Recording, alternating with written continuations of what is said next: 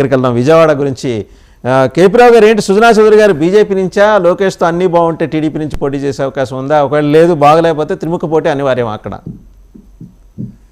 ఇది ఇప్పుడు కన్ఫర్మ్ చేస్తూ చెప్పలేదు కాబట్టి we have to wait for another 1 week అండి. ఎందుకంటే అసలు బీజేపీ ఎలయన్స్ ఉందా లేదా, ఉంటే మీరు చెప్పినట్టు సుజనా చౌదరి బీజేపీ క్యాండిడేట్, లేదు బీజేపీ ఎలయన్స్ లేదు, దెన్ వాట్ టు డూ?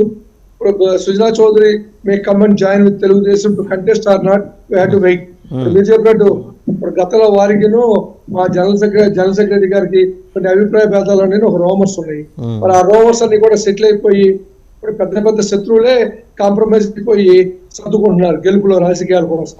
చిన్న మిస్అండర్స్టాండింగ్స్ అన్ని సెటిల్ అయిపోయి పార్టీ పరంగా గెలిపే ముఖ్యంగా సర్దుకోవచ్చు. ఒకటి. రెండు, మరి ఆయన తెలుగుదేశంలో చేస్తారా లేదా అలాగే బీజేపీలో ఉంటారు? ఎందుకంటే రేపు సెంట్రల్ గవర్నమెంట్ లో అవసరాలు ఉంటాయి. వ్యాపారవేత్తలు ఇప్పుడే చెప్పారు, బిజినెస్ మ్యాన్స్ అందరూ. ఇప్పుడు గల్లా జయదేవ్ గారు ఎందుకు తప్పుకున్నాడంటే ఆయన మీద ఉన్న గవర్నమెంట్ ప్రెషర్స్, ఈడీలు, జిఎస్టీలు, అనేక రకమైన నోడల్ ఏజెన్సీస్ ఆయన అటాక్ చేస్తున్నాయి పొలిటికల్ గా. ఈయన ఒకటే ఇందాక మిస్టర్ ప్రైమ్ మినిస్టర్ అని, ఆ ఒక్క మిస్టర్ ప్రైమ్ మినిస్టర్ అన్నందుకు ఆయనకి త్రిశంకు స్వర్గం చూపించారు రాజకీయ పార్టీలు, గవర్నమెంట్లు. అది స్టేట్ బ్యాంక్ గవర్నమెంట్ కావచ్చు, సెంట్రల్ గవర్నమెంట్ కావచ్చు. ఆవేశంలో ఆయన కమిట్ అయ్యి అన్న మాటకి ఆయన రాజకీయాలు వదిలేసి వ్యాపారం చూసే స్టేజ్కి తీసుకొచ్చారు. అలాంటి పరిస్థితుల్లో వ్యాపారవేత్తలు రాజకీయాల్లోకి రావడం అనవసరం. ఎందుకంటే రాజకీయాలకు వస్తే ఫుల్ ఫ్లెడ్జెడ్ గా ఫైట్ చేయాలి పార్టీ సిద్ధాంతం కోసం, ప్రజల కోసం.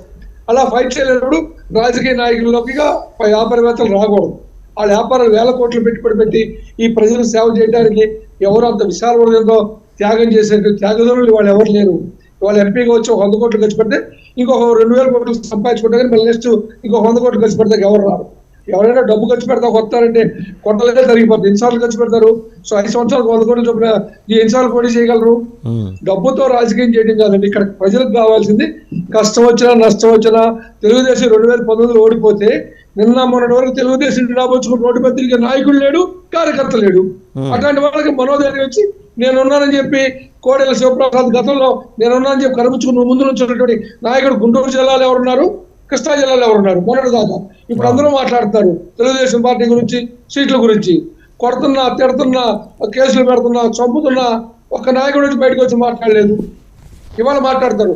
ప్రజలకి నాయకుడు అనేవాడు కష్టం వచ్చిన నేను ఉన్నానని భరోసా ఇచ్చేవాడే నాయకుడు.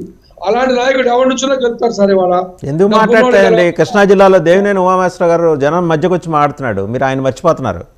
ఎవరండి? దేవినేని ఉమామహేశ్వరరావు గారు. సార్ దేవినేని ఉమామహేశ్వరరావు మాట్లాడారా? ఇంకోటి వ్యక్తుల గురించి నేను మాట్లాడతా. ఏదో ఒకరిద్దరు మాట్లాడితే అవదండి. ఇప్పుడు గుంటూరు జిల్లా, కృష్ణా జిల్లా ఇన్ని 100 విలేజెస్ లో ఒక్క నుండి ఒక నియోజకవర్గంలో మాట్లాడితే సరిపోతండి.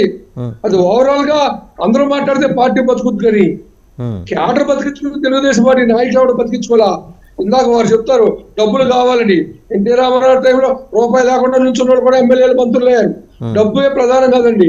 డబ్బున్న వాళ్ళ గెలవాల. గతంలో డబ్బున్న వాళ్ళు చాలా మంది ఓడిపోయారు, అడ్రస్ లేకుండా పోయారు. డబ్బే ప్రధానం కాదు. వచ్చే వ్యక్తి నిబద్ధత, అందుబాటులో ఉంటాడా ఉండడా, పార్టీ కమిట్మెంట్ ఉంటుందా, రేపు పార్టీ కోసం పోరాడతాడా, ప్రజల కోసం పోరాడతాడా అనేది వేరే. ఎందుకంటే గత అనుభవాలు దృష్టిలో పెట్టుకుని ఇక్కడ పార్టీల కన్నా ముఖ్యం సిద్ధాంతం. మన కోసం ఎవరు పోరాడతాడు?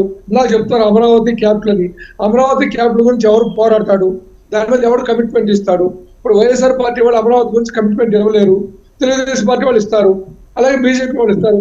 అసలు బీజేపీ వాళ్ళు సరిగ్గా ఉంటే మనకి దౌర్భాగ్యం వచ్చింది కాదు. జగన్మోహన్ రెడ్డి గారితో అమరావతిని భ్రష్టుపట్టించింది బీజేపీ వాళ్ళు. అలాంటి బీజేపీ వాళ్ళు వచ్చి వాళ్ళు ఎలా ఓట్లు అడుగుతారు? వాళ్ళు ఓట్లు అడగాలంటే కనీసం డిపాజిట్లు కూడా రావు. ఇక తెలుగుదేశం పార్టీలో అండబెట్టుకుంటే 2-3 సీట్లు. సుజనా చౌదరి గారు వస్తే కాదు కేపీరావు గారు, సుజనా చౌదరి గారు వస్తే బీజేపీకి గ్లామర్ కూడా ఉంటుంది కదా సార్. బీజేపీని మొయ్యాలి జనసేన, టీడీపీ. వాళ్ళ వ్యక్తిగత సుజనా తెలుగుదేశం పార్టీలో ఉన్నారు కాబట్టి వారు తెలుగుదేశం పార్టీ వాళ్ళకి ఉన్నటువంటి కనెక్షన్స్ తో పనిచేయచ్చు. అది I cannot differ. But as a BJP పార్టీగా సుజనా చౌదరి 10% ఉంటే 90% బీజేపీ పార్టీని తెలుగుదేశం వాళ్ళు, జనసేన వాళ్ళు మొయ్యాలి. మొయ్యకపోతే వాళ్ళు పోతా కూడా ఇలా పట్టుకుపోతారు. కాబట్టి తప్పని పరిస్థితి. అసలు ఆ ఎలయన్స్